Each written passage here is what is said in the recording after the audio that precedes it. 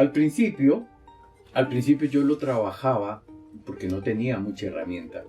Entonces tenía un taladro y me había conseguido ya una gubia pequeñita, o sea, como de media pulgada, que me ayudó muchísimo más a llegar, digamos, y hacer el trabajo, adelantarlo. Entonces marcaba sobre la madera el charango y luego lo separaba haciendo huequitos para poder recortarlo. No tenía una sierra grande, no tenía ni siquiera un serrucho decente. Compré herramientas de esas cosas que es para cortar la uyama, unos serruchos así delgaditos, y yo decía, con eso no, pero eso era un lío, no. Pero bueno, las ingenié para poder hacerlos. Y poco a poco pues fui adquiriendo herramientas y una maquinaria que me permitió poder recortarlos, ¿sí? Y recortar la figura para poder empezar a tallar. Fui descubriendo obviamente en ese proceso la madera en sí, que había maderas muy blandas, había maderas más duras, había maderas que se movían, ¿sí? Que cuando no están bien secas entonces empiezan a moverse y claro, empecé a descubrir que tenía que trabajar con madera muy, pero muy seca. Empecé a aprender a trabajar la madera, a secarla y luego empecé a pensar en ensamblar maderas para poder tallar el charango, para que tuviera varias maderas que ayudan mucho a la resistencia de la flexibilidad que debe tener la caja para producir un sonido armónico y además de eso durable. O sea que tú tocas el instrumento y la nota que queda del instrumento queda sonando y dura bastante tiempo. Y fui descubriendo maderas, entonces mezclaba maderas duras con maderas un poquito más blandas para que tuviera la madera dura, le da la resistencia y la consistencia, y la madera blanda como que amortigua un poco el sonido. Y fui descubriendo eso. Ya después, con el cuento de la tapa y con la herramienta y la maquinaria que conseguí, pude pues adelgazar las tablas como se necesitaba y fui descubriendo eso, ¿sí? Encontré un tamaño que me ha dado muchos resultados, muy buenos resultados, y descubrí también que en la medida que uno va ampliando el tamaño del instrumento, el sonido va siendo cada vez como más profundo, más grave, quizás no tan brillante, ¿sí? Y entonces sí, cuando quiero construir un instrumento de X o Y sonido, sencillamente utilizo un molde X que ya tengo y lo trabajo de la forma para que me dé el resultado que yo requiero.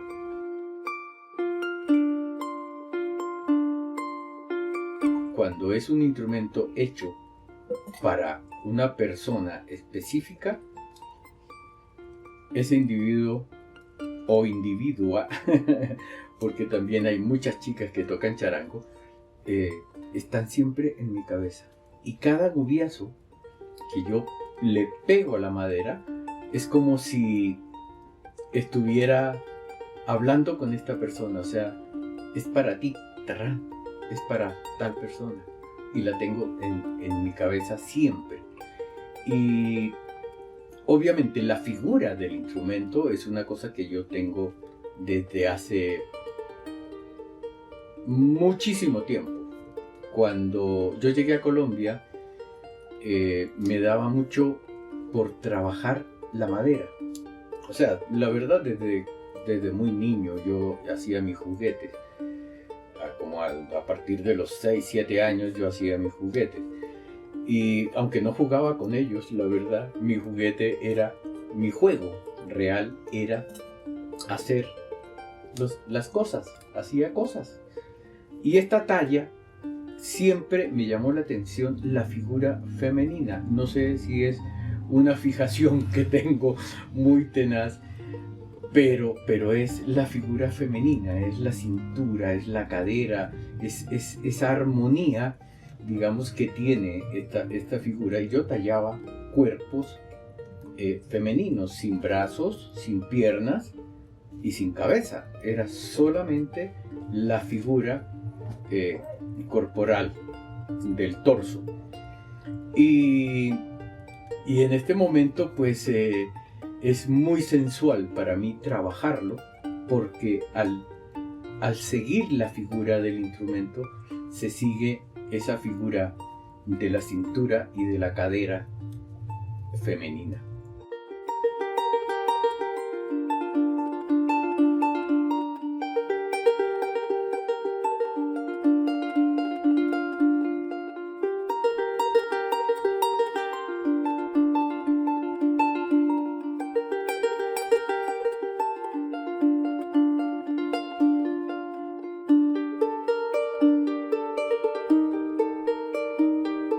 Después, cuando ya está la talla, que obviamente yo voy probando que el movimiento que tenga, ¿sí? Ya no tengo, digamos, hay personas que de pronto pudieran medir eso, o sea, si yo lo giro hacia la derecha, va a tener una cierta se ecualiza un poco, si lo muevo hacia la izquierda, tanto, pero yo no tengo una medida de fuerza, sino que, o sea, la tengo, pero la tengo aquí en mis manos. No sabría decirte yo cuánta fuerza debe tener el torque que se mueve hacia allá o se mueve hacia acá.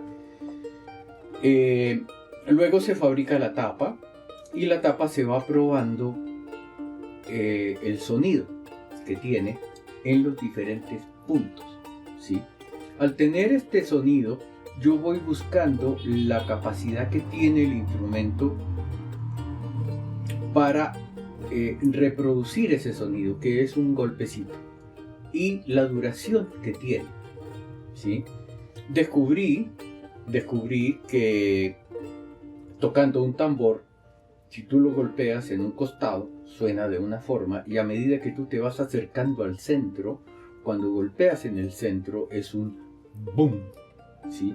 Algo que retumba.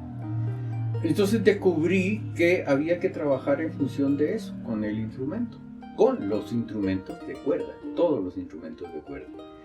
Y sí, esa es la fórmula, digamos, que yo manejo.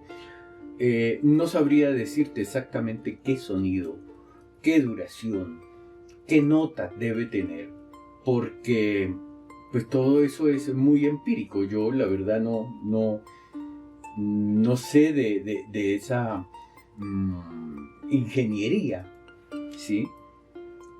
Aunque si lo sé, parece que sí lo sé, porque pues lo he logrado hacer.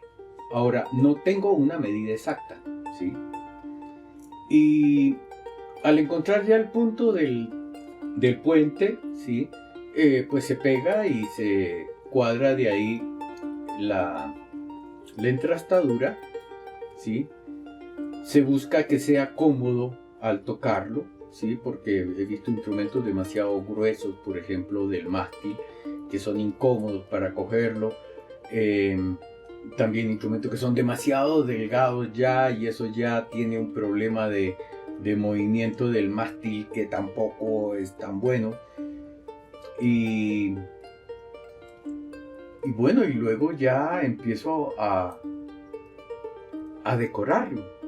Ya la decoración pues ha ido... Al principio la verdad los hacía casi sin decoración, pero poco a poco fui enriqueciendo esa parte, digamos, de visual, digamos, que debe tener el instrumento a nivel de colores, de madera, que sea como muy festivo, que sea como muy vivaz y armónico a nivel visual.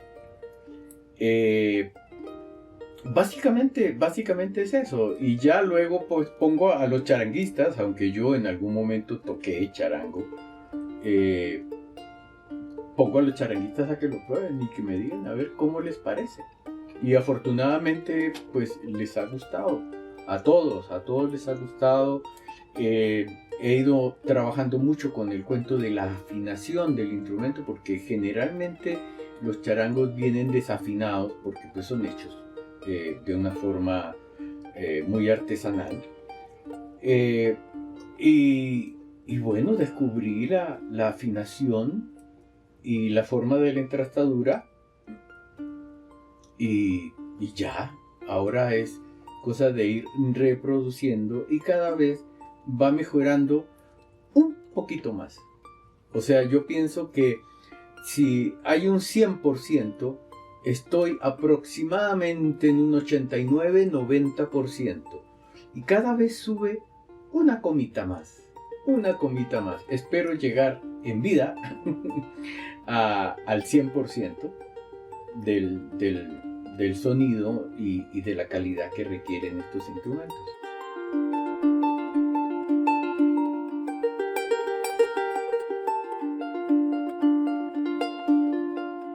Los golpeadores fue algo que me llamó mucho la atención, que le ponían en Bolivia, le ponían nácar, pero nácar de ese nácar transparente, ¿sí? Que era básicamente para no dañar esa parte del instrumento. Entonces un día se me ocurrió, dije yo, no, pues yo lo voy a hacer con una madera delgadita y ponerlo y se me empezó a ocurrir una cantidad de cosas. O sea, lo primero que hice fue unas flores de copihue, que es la flor nacional de Chile, y después se me fue ocurriendo, no, pero es que le puedo hacer colores y tengo maderas de colores para mezclarlas, y empecé a trabajarlos de esa forma. Le di figuras, una infinidad de figuras, como con llamas, como con figuras. Nunca trabajé la parte geométrica, o sea, la parte siempre fue con figuritas, llamémosle en líneas curvas, ¿sí? Para darle como movimiento. Y un día se me ocurrió hacerle como esa corona indígena que tienen los indios norteamericanos, que es como una cosa con plumas hacia atrás, y me llamó la atención. Entonces dije yo, voy a hacer eso, voy a cuadrar como si fueran plumas, ¿sí? Y empecé a hacerlos de esa forma, y en este momento ya es un icono que tú cuando ves esa figura inmediatamente identificas que es el instrumento larraín, el instrumento de los que yo fabrico. Y cada vez que yo veo a alguien tocando charango, lo primero que le miro es que generalmente lo tapan porque hacen así. Entonces se tapa esa parte y lo miro a ver qué instrumento es el que está sonando. También aprendí y me di cuenta de que el diapasón podía ser también de colores para ser más festivo y más llamativo. Y los empecé a hacer uniendo palitos de diferentes colores que contrastaran. Y sí, me ha dado un resultado excelente. Excelente ese trabajo. Y por eso llegué, digamos, a esos golpeadores. Lo interesante de esos golpeadores es que tú en algún momento los puedes invertir y te quedan exactamente igual.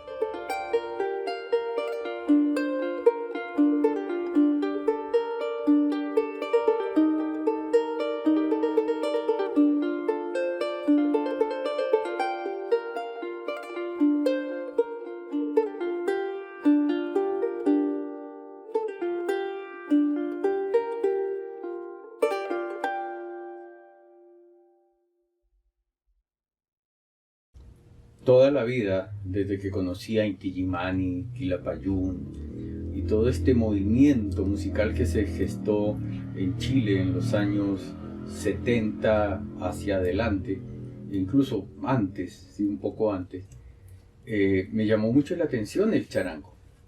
Y siempre quise tener un charango, pues en ese momento en Chile que yo tendría unos 15 años, una cosa así. Y había contacto con gente de Bolivia y todo, y yo siempre le pedí un charango a mi mamá a ver qué se podía hacer.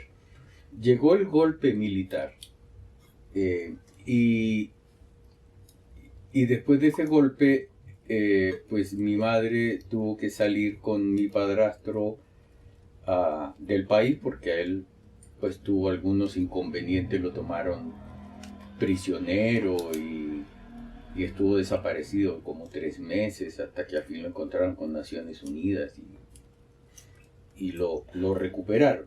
Entonces él salió hacia el Perú primero, estuvieron un tiempo en Perú y después se vinieron a Colombia. Cuando ya estaban en Colombia, entonces nos vinimos con mi hermana y llegamos a Colombia. Mi mamá había comprado un charango en Bolivia porque le tocó salir del Perú a Bolivia para poder pedir la visa de 3 meses que daban en esa época, o todavía, no sé.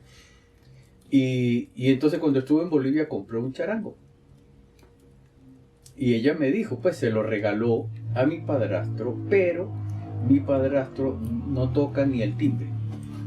Entonces, pues con la idea de que yo lo tocara, de que yo tuviera el charango. Y en algún momento yo empecé a tocar el charango porque estábamos en la casa y tal. Y un día el hombre bajó y se acercó a mí y cogió el charango así del mástil y me dijo, ¡pum! Me lo arrancó así de las manos y me dijo, el charango es mío.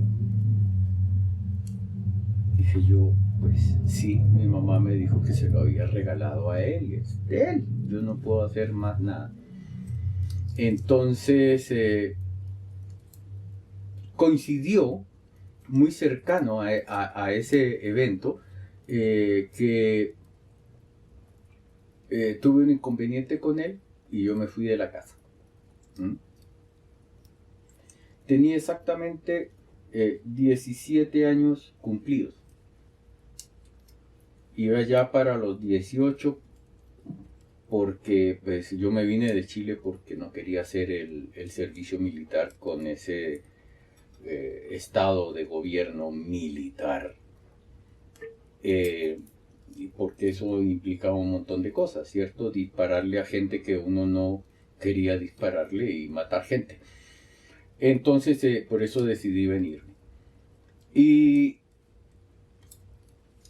a todo esto, cuando ya estaba fuera de la casa, yo empecé a fabricar mi charango con una herramienta.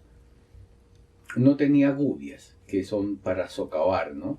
Pero entonces pensé, dije yo, con un formón más pequeño puedo igual ir raspando y gastando. Y conseguí un formón de 1/4 de pulgada, que es una cosita así de ancha. Y con eso empecé a trabajar el charango. Y hice mi primer charango. Hice mi primer charango y empecé a tocarlo. La verdad, pues el sonido no era muy bueno. Y bueno, fue una cosa muy especial. Ese charango, yo tenía una noviecita en ese momento y se lo regalé a ella. Y ella me lo devolvió, me dijo que no, que los charangos eran de armadillo y no de madera, así como yo lo había tallado. Entonces yo llegué a la casa, no tenía taller obviamente, yo trabajaba sobre mis piernas y lo hice pedazo. Lo rompí y me conseguí un armadillo y se lo puse al mástil que quedó y se lo devolví. Y yo ese charango lo hice pensando en ti. A todo esto ese noviazgo se acabó y el charango pues quedó en poder de esta chica. Luego me hice otro charango que ya conseguí una concha de armadillo del que se da aquí en Colombia. Y fue muy simpático porque en una reunión de músicos estábamos cada uno con su instrumento, ¿no? Su charango, el otro tenía un cuatro, el otro tenía una guitarra, el otro un tiple, y así estábamos. Y yo fascinado con el cuatro. Pero fascinado, no conocía el instrumento. Y estábamos los dos, él fascinado con mi charango y yo fascinado con su cuatro. Entonces de repente el hombre me hacía así. Y yo de una vez, ¡prum!, hicimos el cambio. Cambiamos charango por cuatro. Luego llegó un cliente, que fueron los de Capari, de esa época. Yo te estoy hablando del año 74, 75. Y bueno, pues sí, me mandaron a arreglar un charango que le habían hecho lo mismo. Lo habían roto el cuerpo y me trajeron un armadillo y pues yo le cuadré el armadillo y empecé a trabajar en eso. Fue una cosa de verdad muy como muy fuerte. O sea, de repente empezaron a aparecer gente que quería charangos y charangos y charangos. Y yo hacía charangos casi que por docenas. O sea, yo compraba un bloque de madera y empezaba a tallarlo, el bloque completo, y sacaba de un bloque de 3 metros de largo, me salían aproximadamente unos entre 6 y 8 charangos. Entonces los hacía así, compraba el bloque y empezaba a trabajar. Esa fue mi gran escuela para construir instrumentos. Y siempre buscando la sonoridad que yo tenía acá, en mis sienes, ¿cierto? En mi cabeza yo tenía un sonido que era el que yo estaba buscando. Y empecé a trabajarlo, a buscar el sonido. Un día lo encontré. Por lo menos se acercaba mucho. Y me asusté. Me dio un susto terrible porque decía yo, ¿y ahora qué hago? O sea, mi objetivo era ese, buscar el sonido que yo esperaba. Y alguien me dijo, ¿por qué no se hace un cello? Yo dije, un cello, no. No sabía que era un cello. Me dijo, es como un violín grande que se toca entre medio de las piernas. Entonces le digo, un violonchelo, claro, un violonchelo. Y le dije, no, voy a hacer un violín. Y empecé a hacer violines. Obviamente sin dejar atrás el charango. Y empecé a trabajar eso, paralelo, violines, charangos, guitarras. Después vino otro amigo y me dijo eso, ¿por qué no se hace una guitarra? Yo le dije, no, pero es que las guitarras las hace todo el mundo y se consiguen guitarras en todas partes y muy baratas. Me dice, sí, pero ¿qué guitarras? Y yo me quedé pensando, tiene toda la razón, hay guitarras buenas, hay guitarras regulares y guitarras buenas. Hay que hacer guitarras buenas. Y me puse a pensar cómo hacer las guitarras. En ese proceso de las guitarras descubrí un montón de cosas a nivel de calibres, de barras armónicas, de ubicación del puente, de los trastes, bueno, todo ese cuento, y empecé a aplicarlo al charango.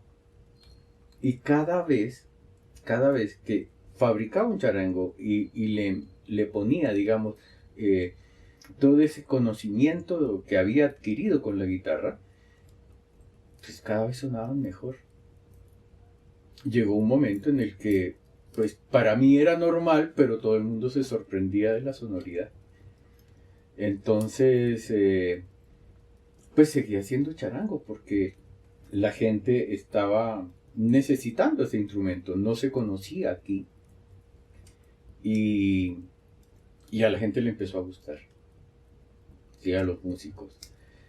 Fue tan acelerado el proceso que, como te digo, no daba abasto. Yo terminaba, me demoraba 3 meses haciendo un aparato o iba trabajando varios al tiempo y salían 5 o 6 charangos y no duraban 15 días. Se iban de una vez y volvían a pedirme y así. Entonces, todo eso fue un proceso de aprendizaje del instrumento en sí, que me llevó pues a que la gente lo apreciara mucho, cosa de la que me siento muy halagado, ¿sí? Porque pues a la gente le gusta mucho el sonido de los instrumentos.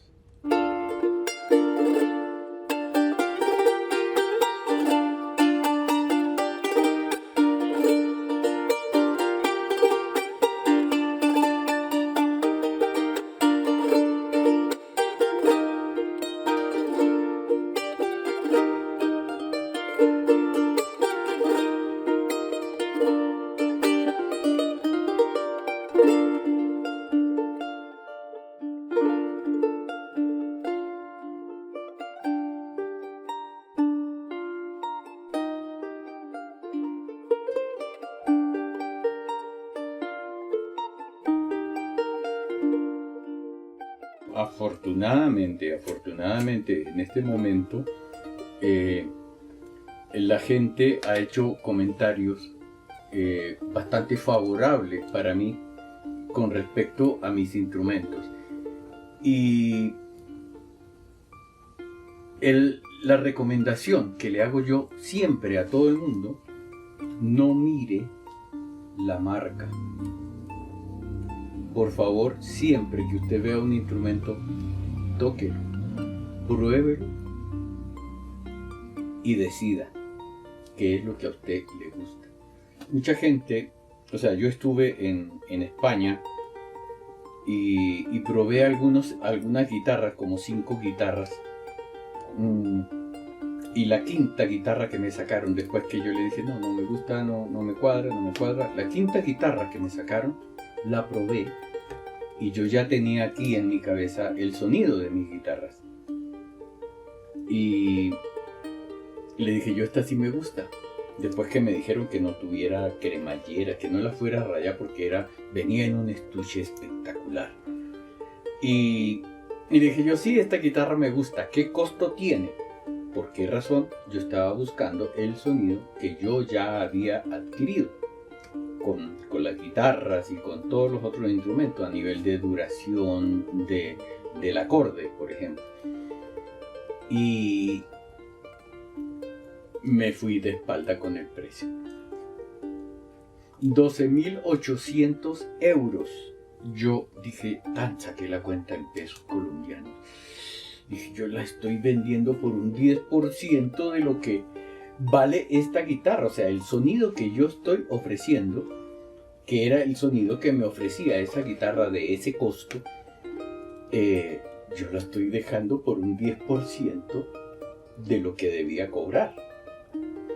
Pero afortunadamente ha sido una cosa muy, muy de corazón, o sea, de trabajar básicamente para que la gente acá en Colombia o en Latinoamérica tenga un instrumento de calidad, que pueda manejar un instrumento de calidad, ¿sí? Pues la calidad, llamémosle así, a nivel de lacas y de cosas de estas que tú ves, los instrumentos que vienen importados con unas lacas pues que deslumbran, ¿sí? Que muchas veces eso también afecta a la sonoridad. Pues no es, aunque mucha gente es lo que busca eso, pero no es lo que yo estoy mostrando. Generalmente mis instrumentos no son tan brillantes, son un poquito opacos, ¿sí? Porque pues no quiero darles el brillo, eso implicaría pues demasiado trabajo, o utilizar lacas de piroxilina, se llama, que son lacas con catalizador. Entonces eso viene siendo casi como una resina poliéster, ¿sí? Que es con lo que se une la fibra de vidrio, pero esto es muy sólido. Entonces al ser tan sólido, la tapa se resiente un poco y yo prefiero que sea la madera la que se mueva y produzca la sonoridad. Entonces no son con mucha laca y son con lacas normales. Básicamente las lacas más antiguas que hay a nivel que se usa con disolventes como el thinner y esas cosas. Básicamente eso con los instrumentos de cuerda pulsada.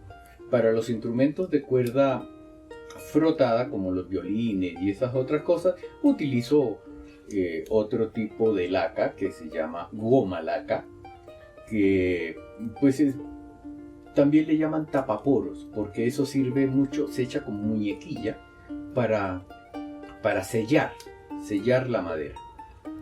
Entonces me han preguntado si de pronto se puede lacar un instrumento de cuerda pulsada con esa laca.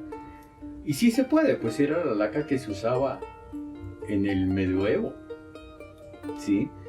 Y se puede, lo que pasa que es una laca que no, o sea, por el uso que tiene el instrumento, se desgasta con mucha facilidad, entonces se pela muy rápido, se cae, si le cae por ejemplo una gotica de aguardiente que generalmente uno está tocando y pues se toma un traguito y le cae algo de alcohol, eso se disuelve y queda de una vez manchado, ¿sí? O con un calor pues tampoco muy alto, eso la laca se vuelve muy blandita y quedan marcadas, si está dentro de un estuche, queda marcado todo el forro interno del estuche en el instrumento. Entonces por eso he preferido no hacerlo, sino trabajar con la laca que se maneja con thinner, se disuelve con thinner o con aguarrás.